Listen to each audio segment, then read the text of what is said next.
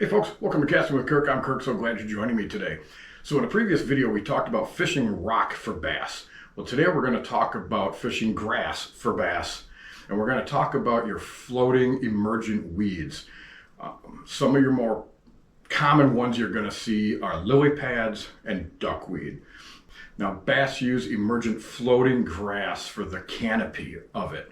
It creates this little area under the water surface where the water is a little cooler, especially in the summertime for them. It shades them from that bright sunshine on bright sunshiny days. And you'll almost always find bluegill and baitfish around these weeds. So where are the bass going to be looking for food? Around those weeds. Now, when I come across lily pads, one of my favorite lures to throw is a swimjig. Lily pads have a lot of space sometimes between them. They've got that canopy with some depth underneath them, and you can just swim one of these right on through it all, bouncing it off of the stems of the lily pads. It's a great way with that curltailgrub on there to catch bass. Another really popular one, which works really well, is a hollow-bodied frog. Cast it out, let it crash either on the lily pads or in some open spaces, and just begin twitching it over the tops of the lily pads, under the lily pads, and just making a ton of commotion. Works phenomenal. You hardly ever get snagged up with one of these. Another way too is take a Texas rigged craw bait and pitch that right down into the holes that are between the lily pads.